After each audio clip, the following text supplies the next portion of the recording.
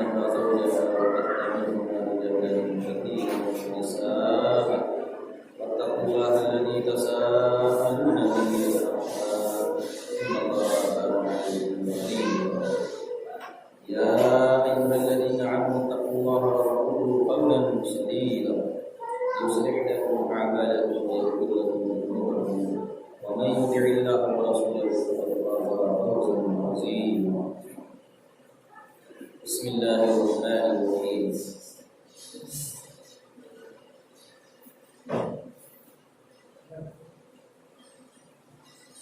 رب اشرح لي صدري ويسر لي أمري واحلل عقدة من لساني يفقهوا قولي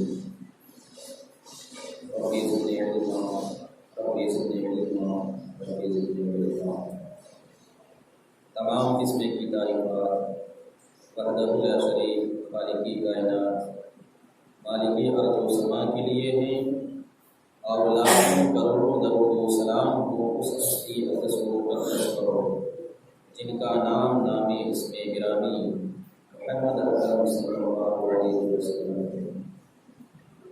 وہ ذاتی مقدسہ مبارکہ مطہرہ یہ رب العزت نے اور جن کے ذریعے اہل کائنات کی ہدایت کا اور ان کی ہدایت کا بندوبست فرمایا۔ محمد رسول اللہ صلی اللہ علیہ وسلم اس دنیا میں اللہ کے آخری رسول آخری نبی بنا کر مبعوث کیے گئے، جنہوں نے دنیائی انسانیت کے سامنے ایک مکمل نظام زندگی اور ایک مکمل نظام حیات پیش کیا ہے۔ قرآن نے اسے اسلام سے تعبیر کیا ہے الدین عند اللہ الاسلام، یہ اللہ تعالیٰ کے نزدیک دین صرف اسلام ہے، اور اسلام کے علاوہ جو بھی دین اور مذہب اس دنیا میں پایا جاتا ہے اللہ رب العالمین کی نظر میں اسے حیثیت اور حاصل ہے۔ محمد رسول اللہ صلی اللہ علیہ وسلم کے نبی بننے کے بعد اب تمام انسانوں کے لیے ضروری ہے ان کی لائی ہوئی شریعت کے مطابق زندگی گزارے، ان کے بتائی ہوئے طریقے کے مطابق اپنے آپ کو ڈھالے۔ جو شخص ایسا کرے گا ان کے لیے کامیابی ہے، جو شخص اس سے ہٹ کر زندگی گزارے گا ان کے لیے ناکامی ہے، کامیابی ہے، ہلاکت ہوگا۔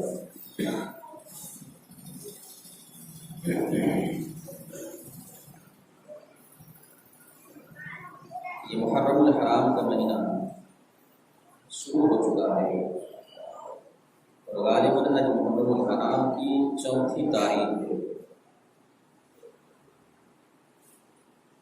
10ویں محرم کی فضیلت ہے، ماہ محرم کی فضیلت ہے۔ انشاءاللہ اگلا جمعہ 20 تاریخ کو محرم کی 10ویں تاریخ ہوگی۔ پچھلے خطبے میں ماہ محرم کی فضیلت اور ان کی بدعتوں کے تعلق سے بتایا گیا تھا۔ انشاءاللہ تعالی آج کے اس خطبے میں یہ بتایا جائے گا کہ حضرت امام حسین رضی اللہ تعالی عنہ کی شہادت کا واقعہ کیسے رونما ہوا، شہید کرنے والے کون لوگ تھے، پھر اس مہینے میں 10ویں محرم کو شہادت حسین کے نام پر ماتم کرنا، تعزیہ اٹھانا، مختلف قسم کے خرافات کو انجام دینا، 10ویں محرم سے اس کا کیا تعلق ہے، کیا شریعت اس کی اجازت دیتی ہے یا نہیں، انشاءاللہ تعالی ان نکات پر تفصیلی گفتگو ہوگی۔ قرآن کریم میں اللہ رب العالمین بیان کرتا ہے الیوم اکملت لکم دینکم واتممت علیکم نعمتی ورضیت لکم الاسلام دینا۔ قرآن کریم کی یہ آیت حجۃ الوداع کے موقع پر جب اللہ کے رسول صلی اللہ علیہ وسلم نے اپنی زندگی کا آخری حج کیا، اور پہلا حج وہی تھا، آخری حج بھی وہی تھا، اس کے بعد آپ کو اور موقع نہیں ملا حج کرنے کا اور دنیا سے چلے گئے۔ حج کرنے کے صرف 2 مہینے کے بعد آپ صلی اللہ علیہ وسلم کا انتقال ہو گیا۔ تو اس حجۃ الوداع کے موقع پر اللہ رب العالمین نے قرآن کریم کی یہ آیت نازل کر دی، الیوم اکملت لکم دینکم واتممت علیکم نعمتی ورضیت لکم الاسلام دینا، کہ میں نے آج تمہارے لیے تمہارے دین کو مکمل کر دیا ہے اور اپنی نعمتیں تم پر مکمل کر دی ہیں، اور دین اسلام کو بطور دین میں نے تمہارے لیے پسند کر لیا ہے۔ یہ قرآن کریم کی آیت نازل ہو گئی، دین مکمل ہو چکا، شریعت مکمل ہو چکی۔ قرآن کریم کے اس آیت کے بعد، نزول کے بعد 2 مہینہ تک آپ زندہ رہے۔ 2 مہینہ تک پھر آپ نے جو کچھ لوگوں کو عمل کر کے دکھلایا، زبان سے کہہ کے بتلایا، وہ سب کیا ہے؟ شریعت ہے، شریعت کے قانون ہیں۔ نبی کریم صلی اللہ علیہ وسلم کی آخری سانس تک، جب تک روح پرواز نہیں ہو رہی ہے، تب تک جو زبان سے نکل رہا ہے نبی کا، وہ شریعت بن رہی ہے، شریعت کا قانون بن رہا ہے۔ جب نبی پاک صلی اللہ علیہ وسلم کا انتقال ہو گیا، شریعت سازی بند ہو گئی، دین اسلام مکمل ہو چکا۔ اب اس دین میں نہ تو گھٹایا جا سکتا ہے نہ بڑھایا جا سکتا ہے۔ کوئی آدمی اب شریعت اسلامیہ میں دین سمجھ کر، نیکی سمجھ کر، ثواب سمجھ کر کچھ بھی بڑھاتا ہے تب بھی مجرم ہے، کچھ بھی گھٹاتا ہے تب بھی مجرم۔ یہ میں نے مختصراً آپ کو بتلایا۔ آئیے امام حسین رضی اللہ تعالی عنہ کی شہادت کا واقعہ ہم سنتے ہیں۔ حضرت امام حسین رضی اللہ تعالی عنہ کی شہادت کا واقعہ، چونکہ محرم الحرام کی 10ویں تاریخ کو سن 61 ہجری میں یہ واقعہ پیش آیا ہے۔ واقعے کو انجام دینے والے کون تھے؟ پچھلی تاریخ سے ہم اس کو سمجھتے ہیں۔ اللہ کے رسول صلی اللہ علیہ وسلم کا انتقال سن 11 ہجری میں ہوا۔ کتنے ہجری میں ہوا؟ سن 11 ہجری میں۔ 10 ہجری میں آپ نے آخری حج کیا ہے، اس کے 2 مہینے تک آپ زندہ رہے۔ ربیع الاول کے مہینے میں اللہ کے رسول صلی اللہ علیہ وسلم کی وفات ہوتی ہے۔ اس میں اللہ کے رسول صلی اللہ علیہ وسلم کی وفات ہوتی ہے ربیع الاول کے مہینے میں 11 ہجری۔ ابھی کون سی ہجری چل رہی ہے؟ 1443 ہجری کی شروعات ہو چکی ہے۔ یہ محرم الحرام کا مہینہ اسلامی کیلنڈر کا پہلا مہینہ ہے، اور ذی الحجہ کا مہینہ جس میں ہم اور آپ قربانی کیے، حج کیے، وہ مہینہ سال کا آخری مہینہ ہوتا ہے اسلامی سال کا، اور محرم الحرام یہ اسلامی سال کا پہلا مہینہ ہوتا ہے۔ تو نبی پاک صلی اللہ علیہ وسلم یہ ہجری جب ہجرت کر کے اللہ کے رسول مدینہ منورہ گئے، اسی دن سے کیا ہے یہ ہجری سال کا آغاز ہوا۔ آج 1443 ہجری، نبی صلی اللہ علیہ وسلم کے انتقال کیے ہوئے سن 11 ہجری میں آپ کا انتقال ہوا ہے۔ آج 1443 ہجری ہے، اللہ کے رسول کے انتقال کیے ہوئے کتنے سال ہو گئے؟ آپ جوڑ لیجیے۔ نبی کا انتقال ہوتا ہے، حضرت ابوبکر صدیق رضی اللہ تعالی عنہ کو خلیفہ بنایا جاتا ہے مسلمانوں کا۔ 2 سال خلیفہ رہنے کے بعد ان کا بھی انتقال ہوتا ہے۔ حضرت عمر فاروق رضی اللہ تعالی عنہ کو خلیفہ بنایا جاتا ہے۔ عمر فاروق خلیفہ بنے، 10 سال تک خلیفہ رہے۔ سن 24 ہجری میں یکم محرم کو عمر فاروق رضی اللہ تعالی عنہ کو بھی شہید کر دیا جاتا ہے۔ اس کے بعد حضرت عثمان غنی رضی اللہ تعالی عنہ خلیفہ بنے۔ سن 36 ہجری میں حضرت عثمان غنی رضی اللہ تعالی عنہ کو بھی شہید کر دیا جاتا ہے۔ عثمان کے شہید کرنے والے کون تھے یہاں رک کر سمجھنا ہے، پھر اگلا واقعہ آپ کو حضرت امام حسین کی شہادت کا واقعہ سمجھ میں آئے گا۔ یہ عثمان غنی رضی اللہ تعالی عنہ اللہ کے رسول صلی اللہ علیہ وسلم کی داماد ہیں۔ 2 بیٹیاں اللہ کے رسول صلی اللہ علیہ وسلم کی حضرت عثمان کی اقدمیں ہیں، اقدمیں ایک ہی بات دیکھ رہے، ایک کا انتقال ہوا، دوسری بیٹی سے پھر آپ نے نکاح کیا۔ یہ عثمان ہیں جن کو اللہ کے رسول صلی اللہ علیہ وسلم نے دنیا ہی میں 20 مرتبہ جنت کی بشارت دی ہے۔ عثمان جنتی ہے، عثمان جنتی ہے، عثمان جنتی ہے، یہ عثمان ہیں، خلیفہ وقت ہیں، عالم اسلام کے خلیفہ ہیں۔ اب دیکھیں عثمان غنی رضی اللہ تعالی عنہ کو شہید کرنے والے کون لوگ ہیں؟ ایک آدمی ہوتا ہے عبداللہ ابن سبا، نام یاد کر لیجیے۔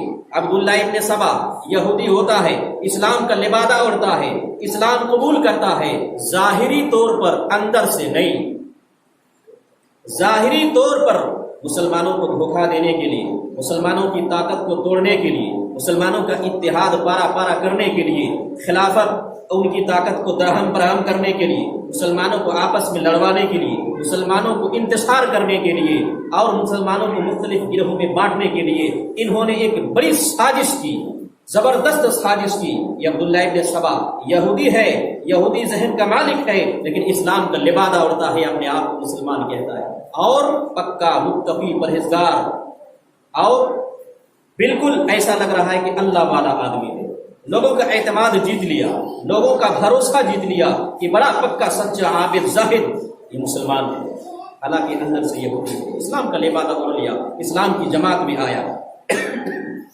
ہوا کیا، ان کی پلاننگ تھی کہ مسلمانوں کی طاقت، خلافت ان کو ختم کیا جائے۔ انہوں نے بہانہ بنایا کہ خلافت کے حقدار عثمان نہیں ہیں، علی ہیں۔ ایک بہانہ تھا ان کا، علی سے محبت انہیں نہیں تھی، یہ تو اسلام دشمن تھے، علی کو ہاتھوں آڑ لیا کہ علی خلافت کے حقدار ہیں، عثمان نہیں ہے، عثمان کو خلافت سے ہٹا دیا جائے۔ ایک الزام یہ لگایا۔ دوسرا الزام اس نے لگایا کہ عثمان نے اپنے رشتہ داروں کو بڑے بڑے عہدوں پر فائز کیا ہے، جو کہ غیر مناسب۔ یہ عبداللہ ابن سبا کا ذہن چلنے لگا اور سادہ لوگ مسلمانوں کو بہکانا شروع کیا، اس نے ان مسلمانوں کو جو ابھی نئے نئے اسلام لائے ہوئے تھے، ان کی جال میں پھنس گئے، ان کی سازش میں پھنس گئے، اور ان کو پتہ نہیں چلا کہ عبداللہ ابن سبا کرنا کیا چاہتا ہے، اور ان کا ایک گروہ تھا، خاص لوگوں کو اپنے ہاتھ میں انہوں نے رکھا تھا اس سازش میں، اندرونی باتوں کو جو ان کا پلان تھا، پلاننگ تھی، جو ان کو کرنا تھا، یہ چند لوگ ان کو محدود کیے ہوئے تھے، یہ جانتے تھے، باقی کسی اور کو نہیں بتا رہے۔ سارے لوگوں کو بہکا کر کیا ہے کھڑا ضرور کر دیے، لیکن اپنا ان کا جو راز تھا، اندرونی راز، یہ کسی کو نہیں بتایا تھا۔ یہ چند لوگوں کا گروہ تھا، چند لوگوں کا گروہ تھا یہ، اور ظاہری طور پر لوگوں سے کیا کہنا شروع کیا، ورگلانا شروع کیا، نئے نئے لوگوں کو بہکانا شروع کیا، کوفہ گیا، مصر گیا، بصرہ گیا، ان جگہوں میں نئے نئے مسلمان ابھی ہوئے تھے، بہکایا کہ عثمان کیا ہے خلافت کے لائق نہیں ہے، اپنے لوگوں کو عہدے پر فائز کر دیا ہے، ایسا مناسب نہیں ہے اسلام میں، چنانچہ ہم لوگ عثمان کو کیا کریں گے، ہٹا دیں گے، علی کو خلیفہ بنائیں گے، جو اللہ کے رسول صلی اللہ علیہ وسلم کے اپنے خاندان سے ہیں، یہ خلافت کے حقدار۔ اس طرح کر کے بہت سارے لوگوں کو بہکا کر مدینہ لا کر حضرت عثمان غنی رضی اللہ تعالی عنہ کو گھیر لیا۔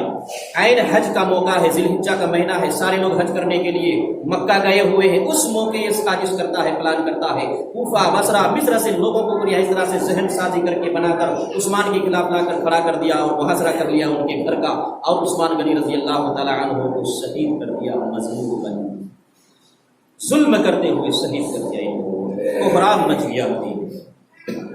مدینے کے لوگ اس وقت کمزور پڑ گئے تھے،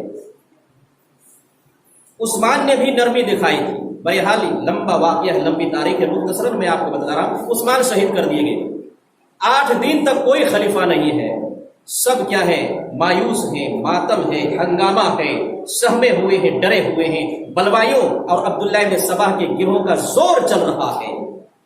دیکھا میدان خالی ہے، خلیفہ کن کو بنایا جائے، ان کو سمجھ میں نہیں آ رہا تھا ان کی بات، یہ خلیفہ کسی کو چن کے کھڑا بھی نہیں کر سکتے تھے۔ جب دیکھا کسی کو خلیفہ نہیں چنا جا رہا ہے تو مدینہ کے لوگوں کو پریشر ڈالا، ان سبائی گروہ کے لوگوں نے کہ خلیفہ کسی کو جلدی چن کر منتخب کیجیے۔ علی کا نام لیا، طلحہ کا نام لیا، زبیر کے نام لیا، ان میں سے کسی کو کیا ہے خلیفہ بنائیے وغیرہ، ورنہ ان تینوں کو ہم قتل کر دیں گے۔ مدینہ کے لوگ مجبور ہوئے، پھر ان کو حوالہ کیا کہ آپ لوگ جس کو منتخب کر لیں گے، جس کو چن لیں گے، وہی خلیفہ ہے۔ یہی سبائی گروہ ہیں۔ اس سے پہلے کیا ہے، مدینہ والوں ہی نے عثمان کو خلیفہ چنا تھا، پھر یہ کیسے غلط ثابت کر رہے تھے کہ عثمان خلیفہ کے لائق نہیں ہے۔ آج یہی لوگ مدینے والے کو پھر اختیار دے رہے ہیں کہ آپ جن کو خلیفہ چن لیں وہی خلیفہ ہو۔ یہ تو سازش میں کامیاب ہو چکے تھے، عثمان کو قتل کروانا تھا، قتل کروا دیے، انتصار کرنا تھا، مسلمانوں کی طاقت کو روکنا تھا، فتوحات کا دروازہ بند کرنا تھا کہ مسلمانوں کی طاقت بڑھتی چلی جا رہی ہے، علاقے پر علاقے فتح ہوتے چلے جا رہے ہیں، ان کو روکنا تھا، کامیاب ہوتے۔ बहरहाल आनन फानन मदीना के लोगों ने क्या है अली रजी अल्लाह तआला अन्हु को खलीफा मुंतखब कर लिया, खलीफा मुंतखब हो गए। हजरत अली के मातहत में इनके झंडे तले ये सबाई गिरोह जिन्होंने उस्मान को कत्ल किया था, इनके यहाँ पनाह ली इन्होंने। उधर हजरत मुआविया रजी अल्लाह तआला अन्हु मुल्क शाम में गवर्नर हैं, उनको मालूम था कि उस्मान को मुहासरा कर लिया गया है सिपाही गिरोह ने कत्ल करने के लिए। उन्होंने वहां से खबर भी भेजी थी उस्मान को, इजाजत दीजिए मैं फौज भेज रहा हूँ, कौन लोग हैं कत्ल करने वाले, सबकी धुर्रियां उड़ा दो। लेकिन उस्मान ने नरमी से काम लिया था कि नहीं, मुसलमानों को तो मुसलमान सबको समझ रहे थे ना, मुसलमानों के खिलाफ मेरी तलवार नहीं उठेगी। कितने पक्के सच्चे मुसलमान हैं उस्मान कि जान से मारने के लिए मुहासरा है उनके घरों का, 40 दिन तक मुहासरा रहा। लेकिन उस्मान ने किसी को इजाजत नहीं दी कि इनके खिलाफ हथियार उठाओ, क्योंकि उस्मान समझ रहे थे ये सब मुसलमान हैं और एक मुसलमान का दूसरे मुसलमान के खिलाफ हथियार उठाना हराम है। कितने मुत्तकी और परहेजगार है उस्मान। उस उस्मान के बारे में अब्दुल्ला इब्न सबा इनके गिरोह के लोगों ने कहा, क्या कहा कि खिलाफत के लायक नहीं है। अपने ही लोगों को क्या है बड़े बड़े मनसब पर क्या है फायज किया, ये उस्मान है। इतने पक्के सच्चे आबिद जाहिद जन्नती, वरना सिर्फ उस्मान इजाजत दे देते। हजरत मुआविया की फौज तैयार थी, आती और सारे बलवाइयों को सबाई गिरोह को खत्म कर दिया जाए, लेकिन उस्मान ने नरमी से काम किया। बहरहाल होना था वाक़या हो गया, शहीद कर दिए गए। अली रजी अल्लाह तआला अन्हु को खलीफा बनाया। हजरत अली रजी अल्लाह तआला अन्हु ने बैत ली, लोगों से मुआविया को भी खबर भेजा कि बैत अली को खलीफा तस्लीम किए, लेकिन मुआविया ने अली को खलीफा मानने से इनकार किया इस शर्त पर कि आपकी फौज में, आपके अंडर, आपके झंडे तले ये सिपाही गिरोह के लोग हैं जिन्होंने उस्मान को कत्ल किया है, इनसे क़िसास लिया जाए। पहले इनको आप कत्ल कीजिए, फिर आपको हम खलीफा मानेंगे। हजरत अली रज़ी अल्लाह तआला अन्हु ने कहा कि अभी हमारी ताकत कमजोर है, संभलने दीजिए, हालात साजगार होने दीजिए, उसके बाद फिर इनसे हम क़िसास लेंगे, अभी मुनासिब नहीं लग रहा। मुआविया ने कहा कि नहीं, पहले कत्ल कीजिए, फिर हम आपके हाथ पर बैत करेंगे, वरना बैत नहीं करेंगे। बहरहाल मुआविया रज़ी अल्लाह तआला अन्हु ने बैत नहीं की। सहाबी रसूल है मुआविया, मामूली इंसान नहीं है। समझते जाइए, आगे आपको समझ में आएगा कि सहाबा के खिलाफ जुबान नहीं खोलना है। ये सहाबा है, अस्सहाबा कुल्लुहुम अदलून, सहाबा सारे के सारे आदिल हैं, पक्के सच्चे मोमिन हैं। सहाबा के बारे में अल्लाह रब्बुल आलमीन ने कुरान करीम में तारीफ की है, इन लोगों के लिए जन्नत है। सहाबी रसूल है मुआविया, अल्लाह के रसूल के साले हैं मुआविया, कातिबी वही है, वही के लिखने वाले थे मुआविया, ये मामूली इंसान नहीं थे। बहरहाल मुआविया ने बैत नहीं की। अब आगे बढ़िए, अली रज़ी अल्लाह तआला अन्हु खलीफा बन गए। खलीफा बनने के बाद उसके बाद फिर क्या है, 2 जंगें होती हैं, एक जंगे जमल है और एक जंगे सिफ़ीन है। इन जंगों के कराने वाले यही अब्दुल्ला इब्न सबा के गिरोह के लोग थे जिन्होंने क्या उस्मान को शहीद कराया। जंगे जमल, इन्हीं लोगों ने साजिश करके क्या है, हजरत अली, हजरत आयशा, तलहा, जुबैर के माबैन, यानी मुसलमान आपस में लड़े, कितने लोग शहीद हो गए इस जंग में। सिर्फ इशारा अभी कर रहा हूं मैं। इन्हीं गिरोह के लोगों ने क्या है ये जंग करवाई। उसके बाद जंग सिफ़ीन का वाकया पेश आता है। ए बच्चे खामोश बैठो। जंग सिफ़ीन का वाकया पेश आता है। इन्हीं सिपाही गिरोह के लोगों ने मुआविया रज़ी अल्लाह तआला अन्हु और अली रज़ी अल्लाह तआला अन्हु के दरमियान जंग करवाई। दोनों की तरफ से क्या इन लोगों ने गीबत, चुगली वगैरह करा कर क्या है और हालात ऐसे बना दिए, दोनों में जंग हुई और बाकायदा हजारों हजार मुसलमान शहीद हो गए। हजारों हजार मुसलमान शहीद हो रहे हैं, उधर भी मुसलमान इधर भी मुसलमान। किनका कारनामा है? अब्दुल्ला इब्न सबा और उनके गिरोह के लोगों का कारनामा। समझते चले जाइए। फिर कुछ दिनों में क्या है, अब हजरत अली रज़ी अल्लाह तआला अन्हु के झंडे तले जो उस्मान के कत्ल करने वाले लोग, अब्दुल्ला इब्न सबा के गिरोह के लोग मौजूद थे। ये लोग हजरत इन लोगों में 2 गिरोह हो गए।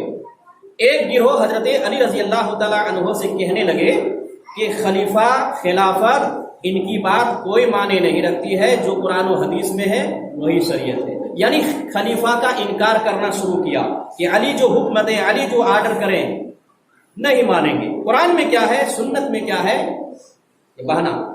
इस तरह करके क्या है, ये लोग एक गिरोह, तकरीबन इनकी तादाद 10,000 थी, अली के गिरोह से निकल गए, अली के जमात से निकल गए। ایسے لوگوں کا نام خوارج پڑا، ایک فرقہ وجود میں آیا، ایسے لوگوں کا نام خوارج پڑا، نام کو بھی یاد رکھیے آگے سمجھ میں آئے گا۔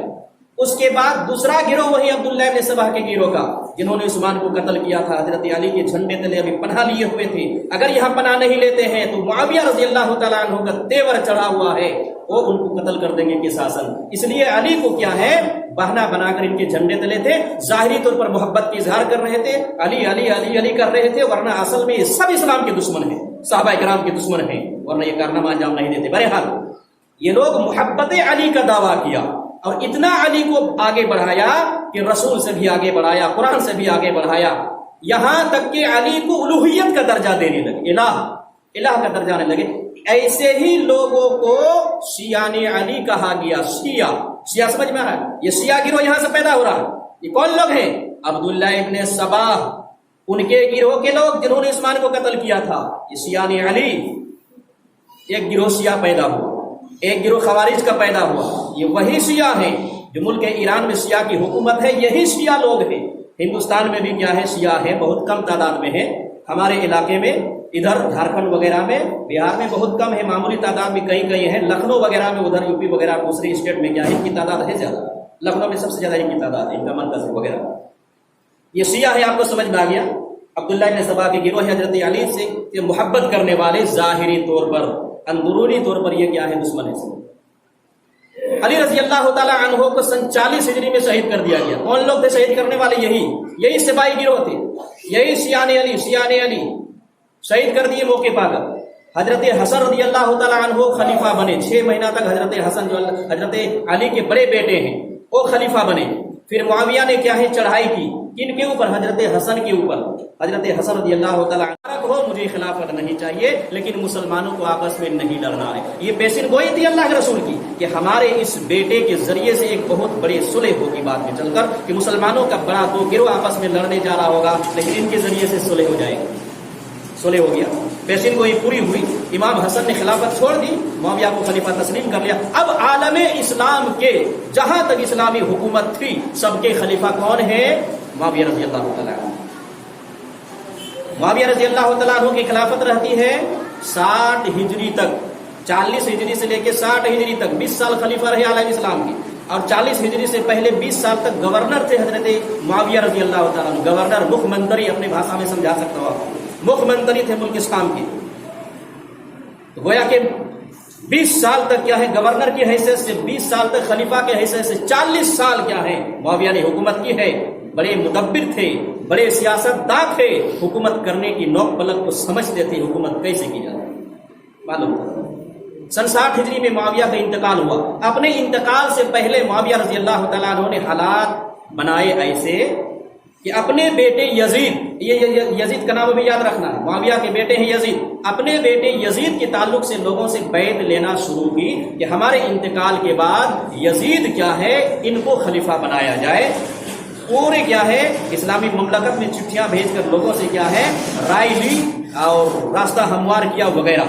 سن 60 ہجری میں کیا ہے معاویہ کی وفات ہو جاتی ہے۔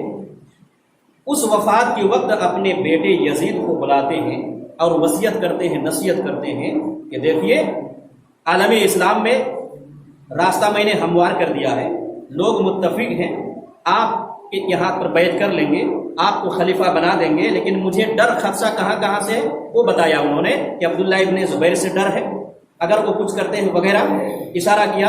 ادھر کیا ہے کوفہ والوں سے ڈر ہے کہ امام حسین رضی اللہ تعالی عنہ کو کوفہ والے کہیں خلافت کے لیے تمہارے خلاف ابھار نہ دیں، یہ ڈر ہے، اندیشہ ہے۔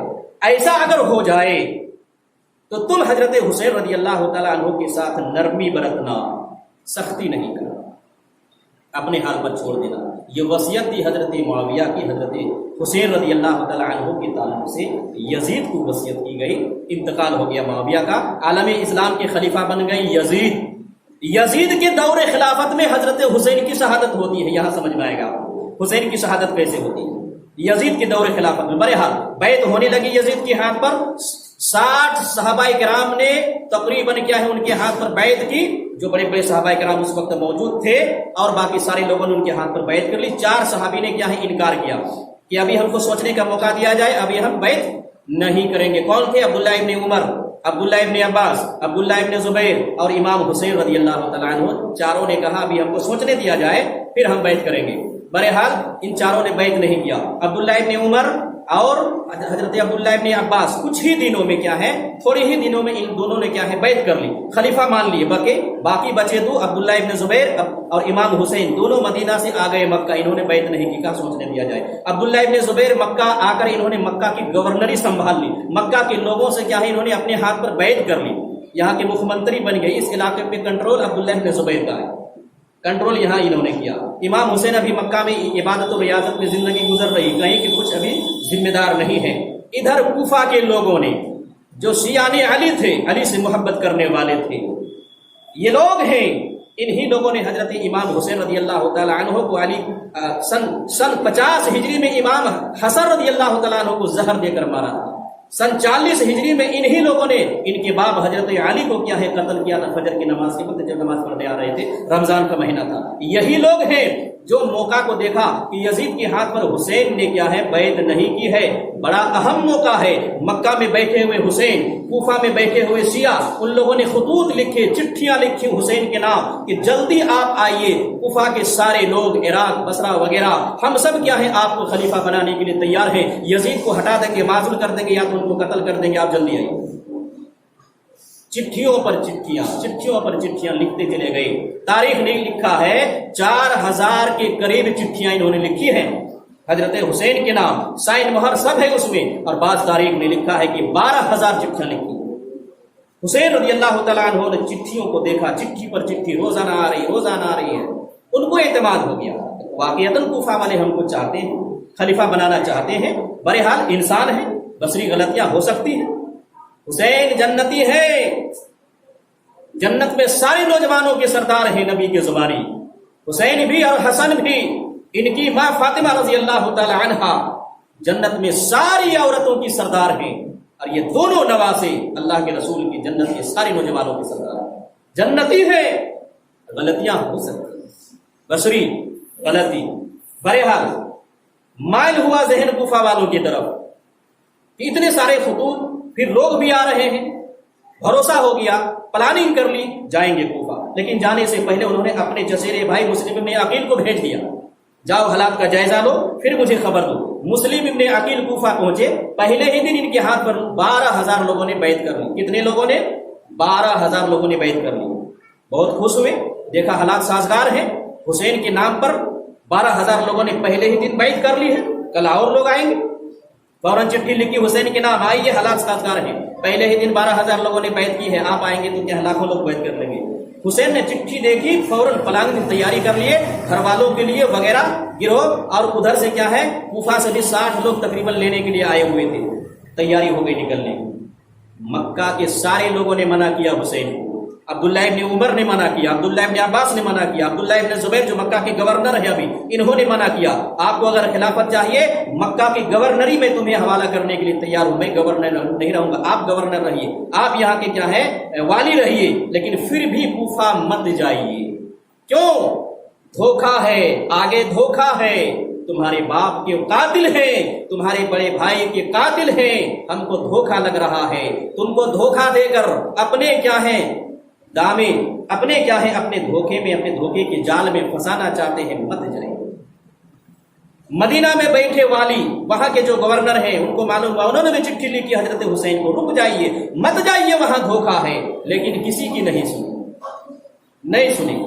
कहा इतने सारे खुतूत, एतमाद है, जाएंगे। अरे हाँ, निकल गए, इधर निकल रहे हैं, उधर मुस्लिम इब्न अकील जो कूफा में बैत किए हुए थे, उधर क्या है यजीद को किसी तरह से मालूम होता है कि कूफा में आकर मुस्लिम इब्न अकील जो हैं हुसैन रज़ी अल्लाह तआला अन्हु की खिलाफत के नाम पर बैत ले रहे हैं। और नोमान इब्न बशीर कूफा के गवर्नर थे उस वक्त, वो तवज्जो नहीं दे रहे हैं, नरमी से काम ले रहे हैं। नोमान इब्न बशीर से जब कहा गया, किसी ने कहा कि ऐसा मामला हो रहा है, कहा अंदरूनी तौर पर क्या हो रहा है छोड़िए ना, जाहिरी तौर पर जब लोग आएंगे तब हम लड़ेंगे उनकी। और वो लोग अंदर अंदर सब ये काम कर रहे हैं। बहरहाल उबैदुल्लाह यजीद को जब मालूम हुआ तो उन्होंने वहां से उबैदुल्लाह इब्न जियाद को गवर्नर बनाकर कूफा भेज दिया और नोमान इब्न बशीर को माजूल किया, हटाया उनको। اب کوفہ کے گورنر کون ہے؟ عبیداللہ ابن زیاد۔ آتے ہی حالات کا پتہ لگایا، بیعت کرنے والے کون ہیں، بیعت لینے والے کون ہیں، کہاں ہیں۔ مسلم ابن عقیل کسی گھر میں چھپے ہوئے تھے، یہی کوفی لوگ جنہوں نے بلایا تھا، جنہوں نے کیا ہے ان کے ہاتھ پر بیعت کی تھی، جاسوسی کر کے یزید کو ان کو کیا ہے عبیداللہ ابن زیاد کو بتا دیا فلاں جگہ ہے۔ عبیداللہ ابن زیاد کو معلوم ہوا، مسلم ابن عقیل کو قتل کرا دیے۔ کوئی کوفی بچانے کے لیے نہیں آیا، ایک بھی کوفی بچانے کے لیے نہیں آیا۔ کیوں؟ دھوکھا سے مارا۔ مقصد یہی، اگر اتنا ہمدرد تھے تو مسلم ابن عقیل کو بچانے کے لیے یزید کے لوگوں سے لڑتے نا، عبیداللہ ابن زیاد کے لوگوں سے لڑتے نا، لیکن کوفہ والے گھروں میں گھس گئے، مسلم ابن عقیل کو ان کے حوالے کر دیے، اپنے پلہ کو جھاڑ لیا، سائڈ ہو گئے، قتل کر دیے گئے۔ ادھر کیا ہے مسلم ابن عقیل قتل ہوتے ہیں کوفہ میں، اور ادھر کیا ہے مکہ سے روانگی ہوتی ہے حسین کی۔ ان کو پتا نہیں کوفہ میں ہو کیا رہا، نکل گئے مکہ سے، پہنچنے لگے کوفہ۔ کچھ دوری میں اس کو معلوم ہوا، ان کو معلوم ہوا کہ مسلم ابن عقیل قتل کر دیے گئے۔ اب واپسی کی انہوں نے پلاننگ کی، حالات سازگار نہیں ہیں، واپس جانا ہے۔ لیکن مسلم ابن عقیل کے بھائی تھے اس گروہ میں، حسین کے ساتھ کہا کہ نہیں، میرا بھائی قتل ہوا ہے، خون کا بدلہ خون، جائیں گے ہم بھی، ماریں گے مریں گے، واپس نہیں جائیں گے۔ پھر سپاہی گروہ کے لوگ کوفہ سے 60 آدمی جو حسین کے ساتھ تھے، انہوں نے موقع کو غنیمت سمجھا کہ نہیں ٹھیک کریں، مسلم ابن عقیل کو کوفہ والے نہیں سمجھ پائے اس لیے قتل ہو گئے، آپ تو نواسہ رسول ہیں، حضرت علی کے بیٹے ہیں، آپ کو سارے لوگ جانتے، آپ پہنچیں گے، آپ پر جان دینے کے لیے سارے لوگ تیار ہو جائیں گے، سب کو آپ کے ہاتھ پر بیعت کر لیں گے، ہم لوگ کو چلنا چاہیے، واپس نہیں جانا چاہیے۔ حضرت حسین کا پھر مون بنا جانے کے لیے بہرحال جانے لگے کوفہ۔ ادھر عبیداللہ ابن زیاد نے حر ابن یزید کو 1000 فوج دے کر راستے میں کیا ہے بیٹھایا کہ دیکھو کدھر سے حسین آ سکتے ہیں، اور پھر کیا ہے عمر ابن سعد ابن عاص ان کو چند ہزار فوج دے کر دوسری طرف بھیجا، کدھر سے بھی حسین آ سکتے ہیں۔ بہرحال یہ لوگ نگرانی کرنے لگے۔ حسین مقام قادسیہ میں پہنچتے ہیں، عراق کی سرزمین میں، ادھر حر ابن یزید 1000 فوج لے کر وہیں پہنچتے ہیں، ملاقات ہو جاتی ہے۔ پھر عمر ابن سعد ابن ابی وقاص کو بھی چند ہزار فوج لے کر وہاں پہنچ جاتے ہیں۔ حسین رضی اللہ تعالیٰ عنہ پس و پیش میں کیا کریں؟ اب انہوں نے حسین نے کہا، دیکھا کہ حالات سازگار نہیں ہیں، 3 شرطیں رکھی ہیں، تینوں شرطوں کو یاد رکھو۔ 3 شرطیں انہوں نے رکھی حسین نے، خلافت کے لیے آئے ہوئے تھے، حالات دوسرے دیکھے، خلافت سے توبہ کی، خلافت نہیں چاہیے۔ کہا مجھے مکہ واپس جانے دیا جائے کہ مکہ میں جا کر عبادت میں مشغول ہو جاؤ، یا تو مجھے کیا ہے یا تو کافروں کے سرحد میں مجھے جانے دیا جائے، کافروں سے لڑ کر میں شہید ہو جاؤں، یا تو مجھے یزید کے پاس لے جایا جائے، وہاں ملک شام دمشق، میں ان کے ہاتھ پر بیعت کر لوں، ان کو اپنا خلیفہ مان لوں۔ 3 شرطیں رکھی۔ آخری شرط جو یزید کے ہاتھ پر بیعت کرنے کی تھی کہ مجھے وہاں لے جایا جائے، یہ شرط منظور کر لی گئی۔ عبیداللہ ابن زیاد جو کوفہ کے گورنر ہیں، ان کے کمانڈر نے فوراً چٹھی لکھی کہ اس طرح کی بات حسین کر رہے ہیں، انہوں نے فوراً جواب دیا اور اس شرط کو منظور کر لیا اور خوشی کا اظہار کیا۔ بڑی خوشی کی بات ہے کہ حسین رضی اللہ تعالیٰ عنہ یزید کو خلیفہ ماننے کے لیے تیار ہے، بڑی خوشی کی بات ہے۔ اور حسین رضی اللہ تعالیٰ عنہ کی یہ شرط منظور ہو گئی۔ منظور ہونے کے بعد عبیداللہ ابن زیاد نے 30 آدمی کا دستہ دیا، فوج دیا۔ کن کو دیا؟ حسین کو دیا کہ ان کی حفاظت میں آپ کیا ہے وہاں دمشق ملک شام یزید کے پاس پہنچ جائیں۔ مسالت ہو گئی، صلح نما ہو گیا۔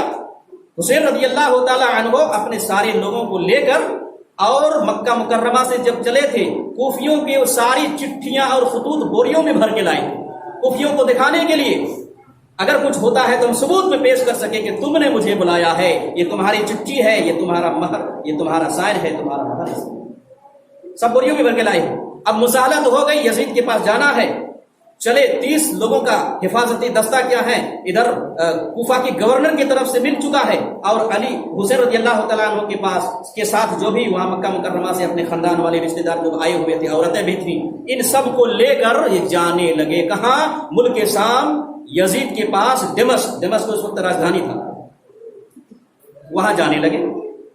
ادھر کوفی لوگ شیعان علی بے چینی بڑھی، کہا کہ حسین رضی اللہ تعالی عنہ اور یزید میں تو مسالت ہو گئی، یہ تو جائیں گے، یزید کو خلیفہ مان لیں گے، یزید کے دربار میں ان کا مقام و مرتبہ مل جائے گا، لیکن یہ چٹھیوں کی بوری جو لے کر جا رہے ہیں اس میں سارے ثبوت ہیں ہمارے کہ ہم نے ان کو بلایا ہے، یزید کو معلوم ہو جائے گا، ہمارے نام مہر معلوم ہوگا۔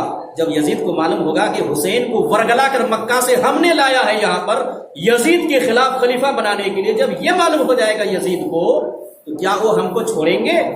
نہیں چھوڑیں گے، ہم سب قتل کر دیے جائیں گے۔ یہ بے چینی پیدا ہوئی کوفہ کے ان لوگوں میں جنہوں نے کیا ہے حضرت حسین کو بلایا، بے چینی پیدا ہوئی، نیند حرام ہو گئی۔ کیا کریں؟ فوراً سبائی گروہ کے لوگوں کا ذہن چلا کہ حسین کو روکا جائے، ان پر حملہ کیا جائے، یہ ثبوت جو لے کر جائیں ان کو ختم کیا جائے۔ ابھی حسین مقام میدان کربلا میں پہنچ چکے تھے، اتنے ہی میں کیا ہے کوفہ کی یہ شیعان علی، عثمان کے شہید کرنے والے، امام حسین کے شہید کرنے، امام علی رضی اللہ تعالیٰ عنہ کو شہید کرنے والے، امام حسن کو شہید کرنے والے، یہ سارے لوگ ہتھیار لیس ہو کر کیا ہے نکلے اور مقام کربلا میں جا کر 240 کی سنکھیا میں لوگ آنن فانن جا کر کربلا کے میدان میں پہنچ گئے اور حسین رضی اللہ تعالیٰ عنہ کو جا کر ان لوگوں نے گھیر کر قتل کر دیا۔ بوریوں میں جس میں چٹھیاں تھی فوراً آگ لگا دی، ثبوت مٹا دیے، قتل کر دیے گئے۔ ان کے ساتھ جو بھی لوگ تھے حسین کے ساتھ یہ سب قتل ہو گئے، صرف عورتیں بچ گئیں۔ بچہ ایک زین العابدین علی ابن حسین، علی کا بیٹا چھوٹا سا تھا، بیمار تھا، ان کو چھوڑ دیا گیا۔ سارا منظر وہ دیکھ رہے تھے، عورتوں کو چھوڑ دیا گیا، باقی سارے لوگ قتل ہو گئے۔ آنن فانن یہ گھٹنا، یہ واقعہ پیش آیا۔ کون سی تاریخ تھی؟ 10ویں محرم کی 10ویں تاریخ تھی 61 ہجری۔ کن کا زمانہ تھا؟ یزید کی خلافت کا زمانہ تھا۔ شہید کر دیے گئے، پھر کوفی سارے بھاگ گئے وہاں سے، شہید کر دیے گئے۔ یہ 30 آدمی جو حفاظت کے لیے، حسین کی حفاظت کے لیے دیے گئے تھے، یہ مبہوت ہو کے رہ گئے، اچانک یہ سنبھال نہیں پائے اور حسین ان کے لوگوں کو بچا نہیں پائے اور کوفی مار کے نکل دی۔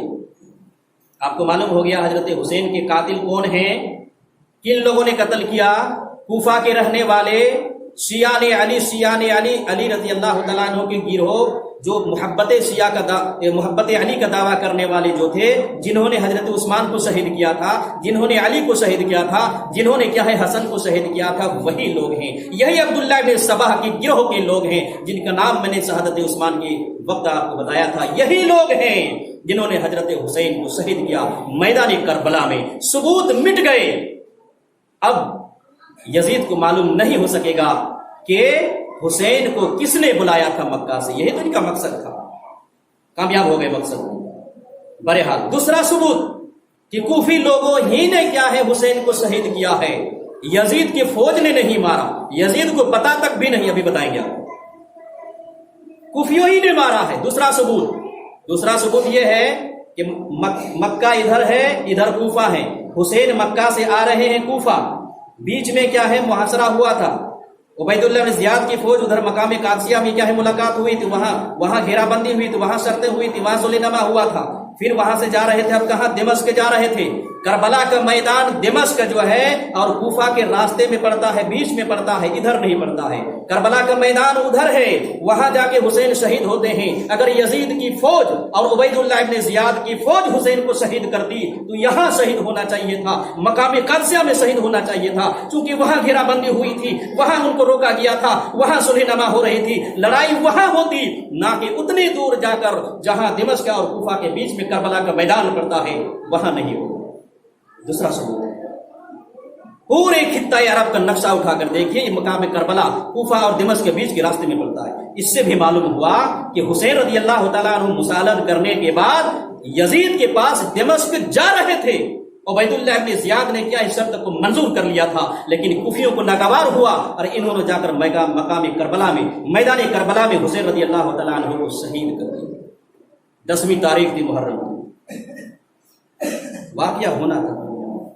بچی کھچی عورتیں یزید کے دربار میں پہنچی، امام حسین کا چھوٹا سا بچہ علی ابن حسین جو بعد میں امام زین العابدین بنے، بڑے امام بنے، سارا منظر کو دیکھ رہے تھے، سب پہنچے روتے بلکتے۔ یزید کو جب معلوم ہوا، جب دربار میں یہ سب عورتیں پہنچی، بڑا رنج ہوا، بڑی تکلیف ہوئی، بڑا غم میں مبتلا ہو گئے۔ کیا ہو گیا؟ قتل کیوں کیا گیا حسین کو؟ ان کو پتا ہی نہیں ہے حسین قتل کیا جا رہا۔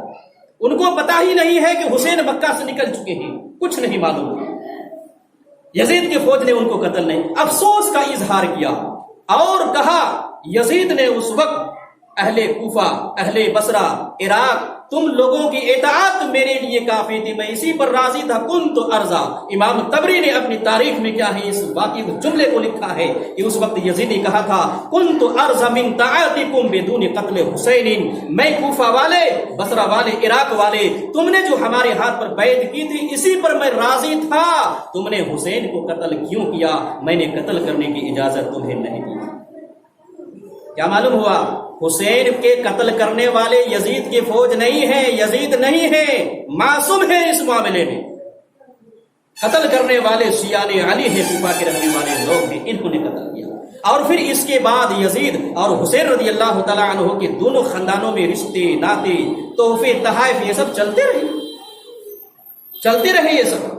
اعزاز، مقام و مرتبہ حسین کے خاندان والوں کو کیا ہے یزید نے دیا، اگر وہ قاتل ہوتے، اگر قتل کرتے تو پھر یہ سب رشتے بعد میں نہ ہوتے۔ یہ ثابت کرنا تھا مجھے کہ یزید امام حسین کے قاتل نہیں ہے، اور یزید معمولی نہیں ہے۔ ایک حدیث کے مطابق یزید جنتی ہے۔ آئیے میں سناتا ہوں، بخاری کی حدیث ہے، کتاب الجہاد والسیر میں امام بخاری نے اس حدیث کو لایا ہے۔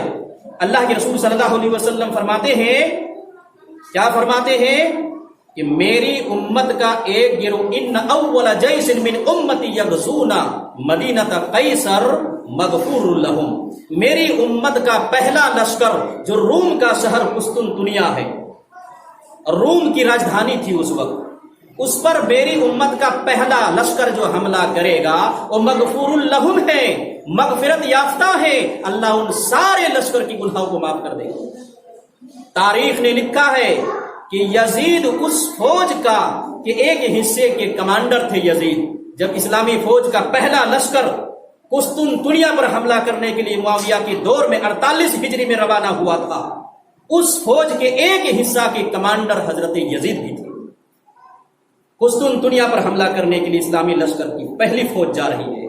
نبی کی زبانی سب مغفور لہم ہیں، مغفرت یافتہ ہیں، جنتی ہیں۔ اس گروہ میں، اس فوج میں کیا ہیں؟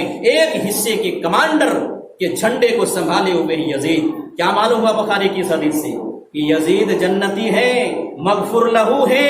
اب اس یزید کے خلاف کیا ہے؟ زبان درازی کرنا، یزید کو ملامت کرنا کہ یزید نے حسین کو قتل کروایا ہے۔ اپنی زبان روک لو ورنہ کہیں تم جہنمی نہ بن جاؤ۔ اس جنتی کے کیا ہے کے تعلق سے کیا ہے؟ زبان کھلنے کی وجہ سے تم کہیں جہنمی نہ بن جاؤ۔ یہ ہے یزید۔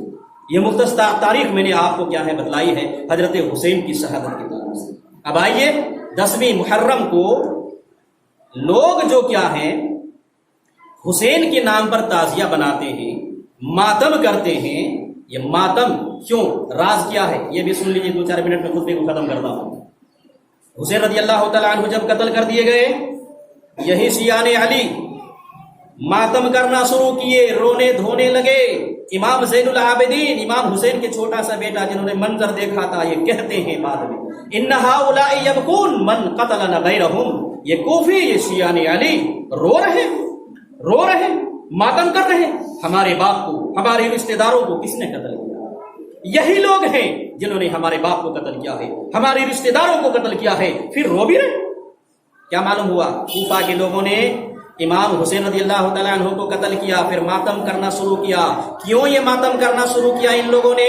رونا دھونا کیوں شروع کیا؟ پھر ہر سال یہ 10ویں محرم کو کیوں روتے ہیں؟ آئیے سنیے۔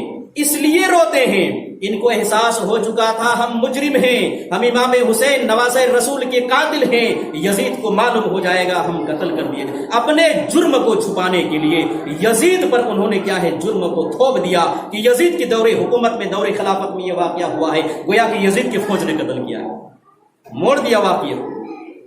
ہماری سوسائٹی میں، ہمارے معاشرے میں، مسلمانوں میں آج بہت سارے لوگ ایسے ہیں جو عبداللہ ابن سبا گروہ کے لوگ موجود ہیں، ایسی سازشوں کا جال بچھاتے ہیں، کرتے کچھ ہیں، الزام کسی اور پر رکھتے ہیں، کرنے والے وہ ہیں، کسی اور کی طرف الزام لے جاتے ہیں کہ وہاں سے بڑھا۔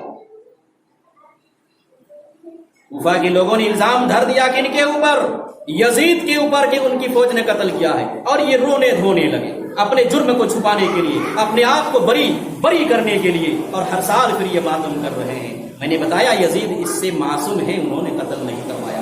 اور شیعہ علی کے کیا ہیں، لوگوں نے تاریخ الٹی لکھ دی، ان کے جو لوگ تاریخ لکھنے والے ہیں تاریخ الٹی لکھی، اور ایسے ہی افسانہ گھڑے ظلم کیا، یزید نے ظلمن قتل کیا، حق و باطل کی لڑائی تھی وغیرہ، یہ سب لکھا۔ امام حسین کے ساتھ ایسا کیا گیا، ویسا کیا گیا، بے حرمتی کی گئی، سر کو کاٹا گیا، کچلا گیا، گھوڑے سے روندا گیا، بہت سارے افسانے ایسے لکھے، ایسے تاریخ میں بھری پڑی ہیں جو حسین رضی اللہ تعالیٰ عنہ کے تعلق سے جن کا کوئی سر پر نہیں ہے۔ حقیقت کیا ہے تاریخ کی روشنی میں، وہ میں نے آپ کو بتایا، اور ان سب کا خلاصہ کہاں سے میں نے لیا ہے؟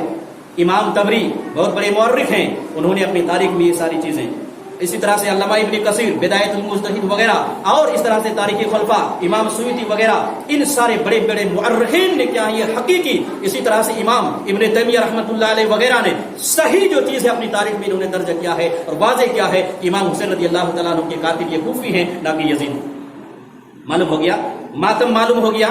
ماتم کیوں کرتے ہیں؟ اپنے جرم کو چھپانے کے لیے۔ کیا ماتم کرنا جائز ہے؟ نہیں، حرام ہے۔ آئیے بخاری کی حدیث اللہ کے رسول صلی اللہ علیہ وسلم کی سنتے ہیں۔ اللہ کے رسول کہتے ہیں کہ وہ عورت جن کا ایمان اللہ رسول پر ہے اس کے لیے جائز نہیں ہے کہ اپنے رشتہ دار اور عزیز کے انتقال پر وہ 3 دن سے زیادہ سوگ منائے، جائز نہیں ہے۔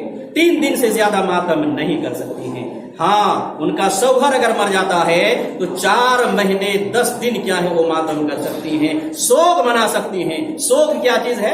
سوگ سمجھ لیجئے کہ اپنے شوہر یا رشتہ دار کے انتقال میں 3 دن، شوہر کے انتقال میں 4 مہینے 10 دن بیوی کے لیے جائز ہے، عورت کے لیے جائز ہے سوگ منانا۔ سوگ کہتے ہیں کہ زیب و زینت اختیار نہیں کریں گی، ٹیپ ٹاپ میں نہیں رہیں گی، رنگینے کپڑے نہیں پہنیں گی، گھر ہی میں کیا ہے وہ رہیں گی، باہر اتنا آنا جانا ان کا نہیں ہوگا، مختلف قسم کے خوشیوں کی تقریب، شادی بیاہ وغیرہ ان سب میں شریک نہیں ہو۔ یہ ہے سوگ۔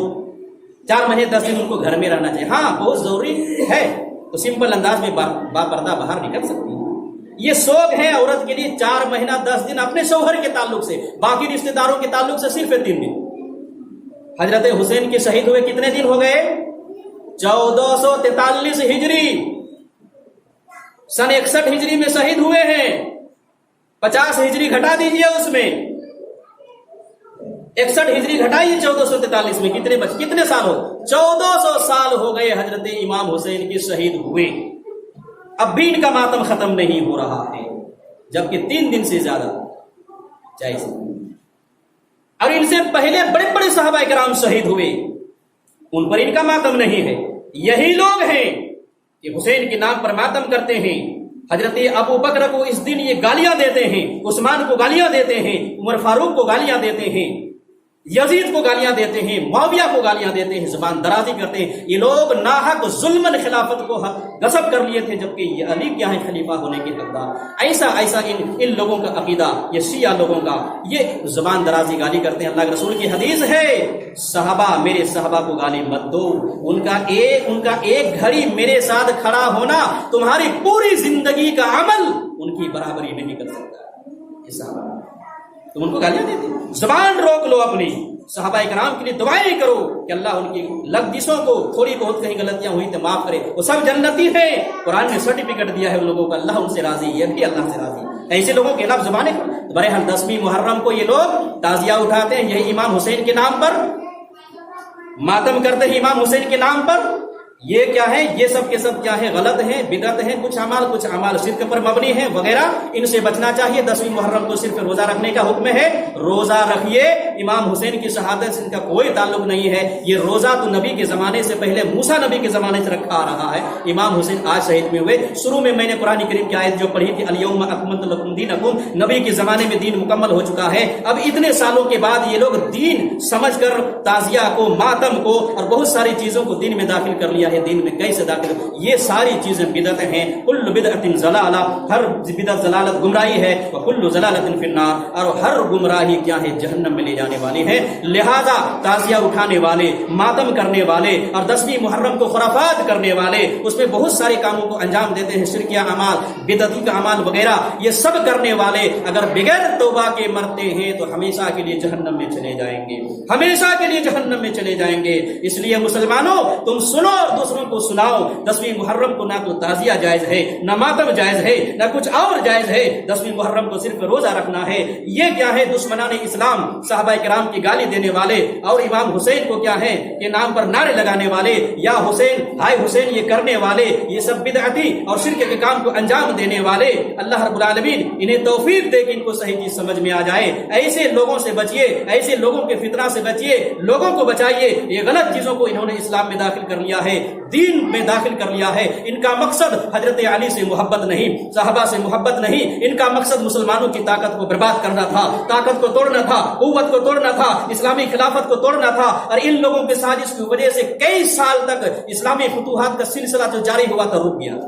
انہی لوگوں کا سازش کا نتیجہ تھا کہ مسلمان آپس میں الجھ کے رہ گئے اور ملک جو فتح ہو رہا تھا رک گئے، آپس میں الجھ رہے ہیں، فتح کیا ہو؟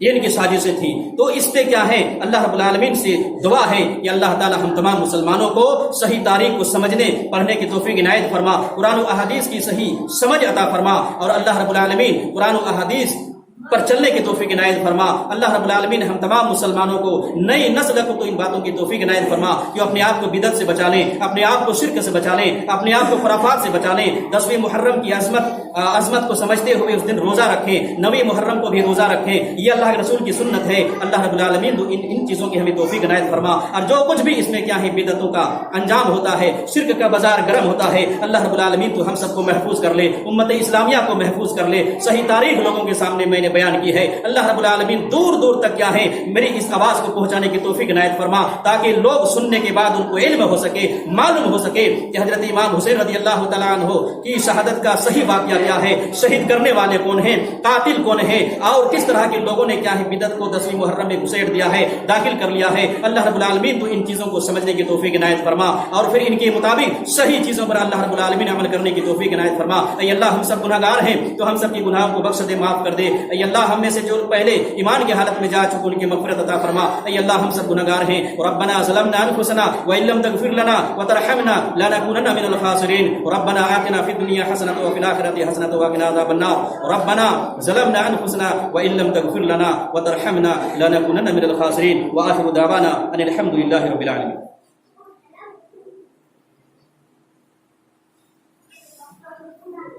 ان الحمد لله نحمده ونستعينه ونستغفره ونعوذ بالله من شرور انفسنا ومن سيئات اعمالنا، من يهده الله فلا مضل له ومن يضلل فلا هادي له، واشهد ان لا اله الا الله وحده لا شريك له، واشهد ان محمدا عبده ورسوله، اما بعد، اعوذ بالله من الشيطان الرجيم، بسم الله الرحمن الرحيم، يا ايها الذين امنوا صلوا عليه وسلموا تسليما، اللهم صل على محمد وعلى ال محمد كما صليت على ابراهيم وعلى ال ابراهيم انك حميد مجيد، اللهم بارك على محمد وعلى ال محمد كما باركت على ابراهيم وعلى ال ابراهيم انك حميد مجيد۔ پچھلے خطبے میں جو بھی باتیں بیان کی گئی ہیں سب سننے کے بعد ذہن و دماغ میں بیٹھائیے صحیح چیز کو، پھر لوگوں میں صحیح چیز کو عام کیجیے۔ اور 10ویں محرم کو نہ تو ماتم کرنا ہے، نہ تو کوئی ماتم کر رہا ہے تو اس میں شریک ہونا ہے، نہ تعزیہ اٹھانا ہے، نہ تعزیہ اٹھانے والوں کا ساتھ دینا ہے، نہ تو اس میں شریک ہونا ہے، نہ تو اس دن خوشی منا کر حلوہ پوری کھانا ہے، اور نہ کھیر بنانا ہے، نہ پلاؤ بریانی کرنی ہے۔ جیسے دشمنان اسلام شیعان علی اس دن خوشی بھی مناتے ہیں، غم بھی مناتے ہیں، غم بھی مناتے ہیں، خوشی بھی مناتے ہیں۔ غم مناتے ہیں اپنے جرم کو چھپانے کے لیے، خوشی مناتے ہیں اس لیے کہ انہوں نے اپنے دشمن امام حسین کو قتل کر دیا تھا، اس خوشی میں خوشی بھی مناتے ہیں۔ مسلمانوں ان کی سازش کو سمجھو اور اپنے آپ کو روک لو ان خرافات سے، ان شرکیہ اعمال سے۔ اس دن خوشی بھی منانا بھی حرام ہے، ماتم منانا بھی حرام ہے۔ صرف کیا ہے اس دن آپ روزہ رکھیں اور روزوں دوسروں کو ترغیب دیں کہ چھوٹے چھوٹے بچے بھی لے کر کیا ہے گھر کے سارے لوگ 10ویں محرم اور 9ویں محرم کو روزہ رکھیں۔ اللہ رب العالمین تو ہمیں ان باتوں کی توفیق عنایت فرما۔ اللہ رب العالمین ہم سب گنہگار ہیں، ہم سب کے گناہوں کو بخش دے، معاف کر دے۔ ان اللہ یأمر بالعدل والإحسان وإيتاء ذي القربى وينهى عن الفحشاء والمنكر والبغي يعظكم لعلكم تذكرون، ولذكر الله تعالى أعلى وأولى وجل وأتم وأهم وأكبر۔